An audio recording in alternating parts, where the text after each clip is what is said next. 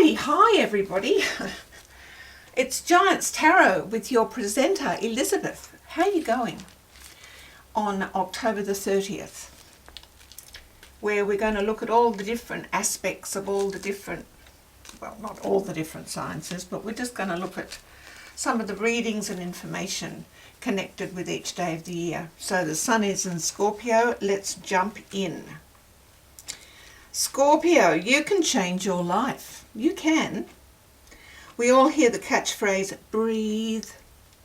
Well, that's a good place to start to change. Start the change you want to make. In the time of Scorpio, in this time of transition, it's transition. Realize you have to change if you want to change your life. If that is the only thought you can manufacture, then that's a good start. Breathe that thought in and out. If you're in the shower or the kitchen, on the bus, send a message to yourself, I can change my life.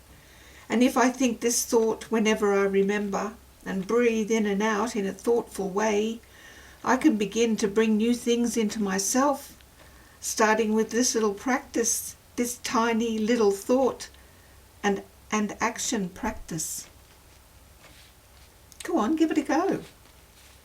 I get knocked down, but I get up again. Don't you?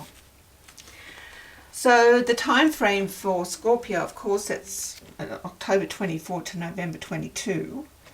And that's the same time for death, the Death Tarot card. How many years does it take to replace every single cell in your body with new ones? Is it 6 or 7 years? It's something like that. How amazing, eh?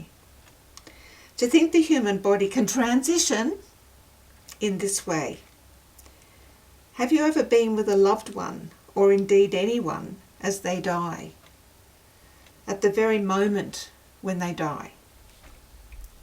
I do not know if it happens to everyone, but all the dying persons I have been with, when they actually leave Earth, stop breathing, they're in no pain at that time, even if they have been in pain for some time before this.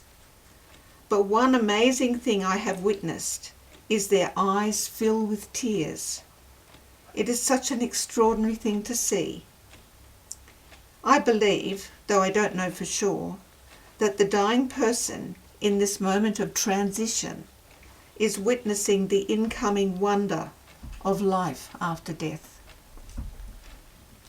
That's just my stuff. I didn't get that out of a book, but I just thought I'd share it with you because it's the death card. It's the time of death.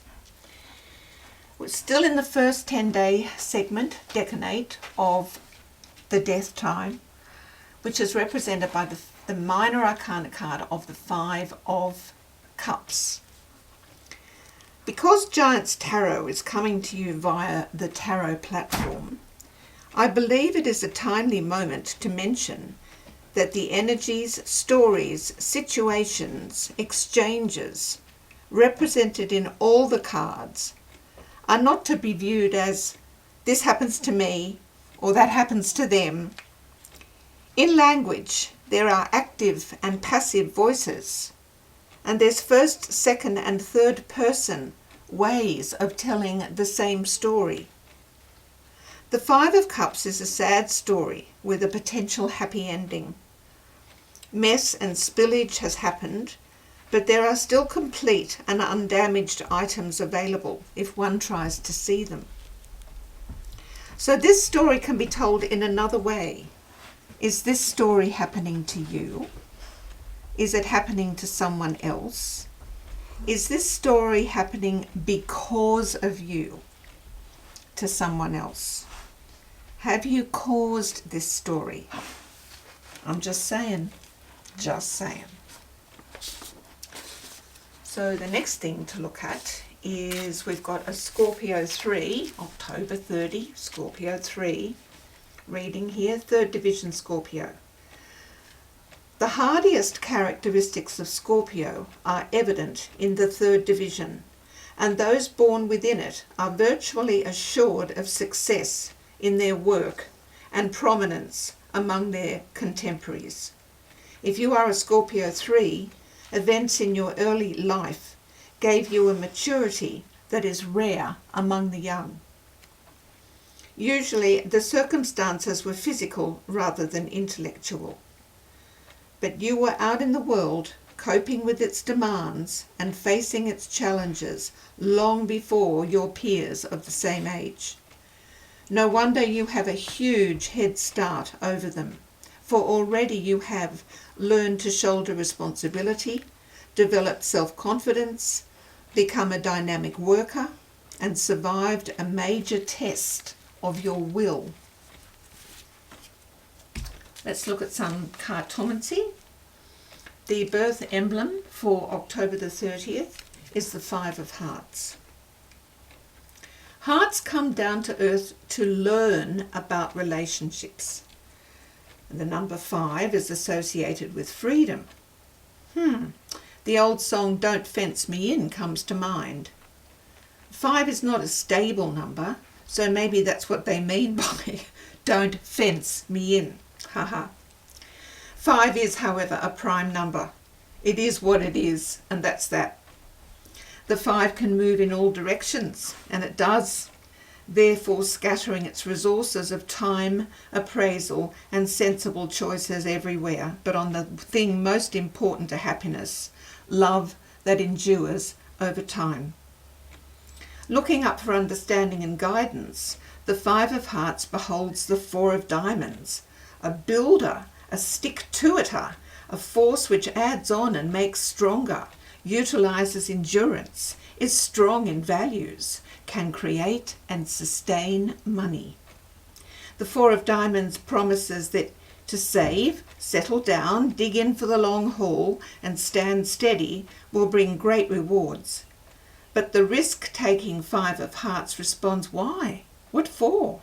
and probably takes off irresponsibly, emotionally indecisive, escaping into its need for change. For the 5 of Hearts, it's freedom or slavery. And of course, freedom doesn't worry about unfinished business, but will choose the unknown. Restrictions bring discomfort. The 4 of Diamonds manifesto is just not part of the 5 of Hearts job description. We must not label the 5 of Hearts a weak card. It is a prime number heart card. If things don't seem to be working, hey, move on. Hence, deep and strong foundations are usually not built. Long-term units of energy on this earth are not put to work to create lasting structures, enduring friendships, or committed relationships. It is a shame because the 5 of Hearts can see so many avenues, flavours, colours, types of love, and has such a desire to experience so much. There is a capacity to fulfill a lot of senses, and perhaps there is even a person around who would truly love to give varied and happy events and times to help the 5 of Hearts. But looking down the barrels of a committed relationship is, for the 5 of Hearts, looking at the amount of work involved to sustain commitment. Whereas fluctuating emotions can bring great creativity and enthusiasm. Ah yes, but mood swings can destabilise relationships. In marriage, secret jealousies and suspicions can create a change of feeling. If you wonder what is meant by the expression apples and oranges, look at the shine and dazzle of the 5 of Hearts with the lustre of the 4 of Diamonds. The 5 of Hearts is constantly on the lookout for love, but will likely to succumb to its travel bug before the scene is set in the first act of a dual performance, ensuring that trust, the major component of any enduring relationship, just does not get off the ground. It must be the other person's fault, says the outward-looking, multi-directional 5 of Hearts. We are all God's children, are we not? And yes, the 5 of Hearts has a special place in the menagerie of souls. Edgy, passionate, vibrant, as well as charming and versatile, these people can have enormous success in people-related activities. Their spontaneous nature and open-mindedness allows them to be brilliant teachers and sensational comedians. Metaphysics gives them a fluid environment in which to function. This five-pointed star, this five of hearts, has the intellect to discern the pinnacle of truth in an instant. If there is a conflict between emotions and common sense, well, we can still love them, though we may not get too close to them. The two most valuable energies for themselves and the rest of us to develop in the interactions we share are forgiveness and gratitude. Take off your hat and do a magnificent bow, both of us. We'll end it there. As the song says, you can't touch this. It's just a wow. The reading for today, October 30, is less changeable than the other five of hearts birth dates, are sincerely seeking values and may make many of their changes in association for that reason.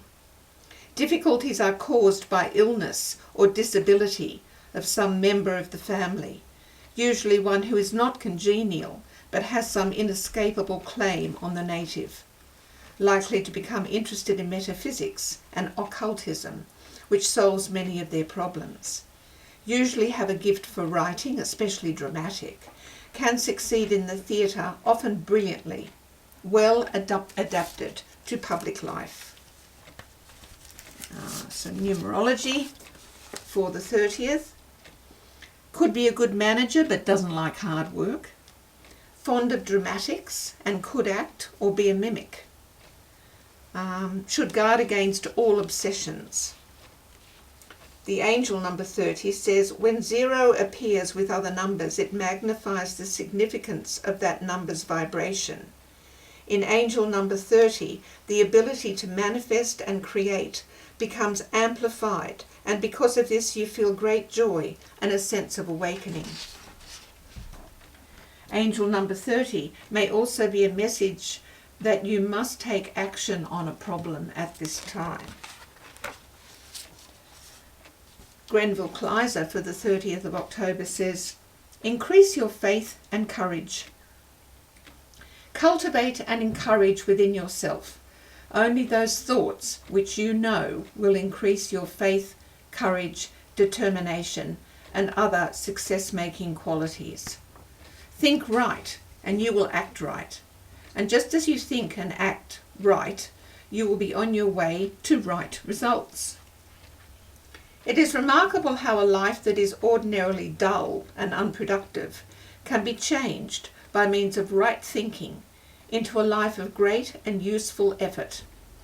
Wrong results in your life are primarily produced by wrong thinking, and the only way to annihilate wrong thoughts is to put right thoughts in their place. Wherever you are at this moment, there is an incomparably higher place for you. What you might have been, you can be. The Theosophical Society for the 30th of October says, you have done all you could, and that is as much as we ever intend asking of anyone. The birthday book says, for the 30th of October, this birth date brings aptitude for making legitimate subsidiary profit out of side issues arising from the original work of others. It favours the gleaner, the adapter, the contriver, or expedience, a contriver of expedience. Sorry, the writing's so small. The outlook is good for creating or marketing substitutes, plastics, rayon, patent foods, chemical fertilizers. Partnerships with a commercial artist is likely and advisable. From 365 Things to Know. Oh no. The lining of our noses is covered with nerve endings which are sensitive to little bits of matter which float about in the air. When we smell something, say a strong cheese, It means that tiny particles of cheese are floating in the air and touching the nerve endings in our nose. Messages go back along the nerves in the brain, which identifies that particular smell as cheese. I'm stumped. Listen. Oh, the colours for today are purple and mauve. Very royal. Very royal. You can't touch this. Love yous, everybody. Have a great day. Truly, have a great day.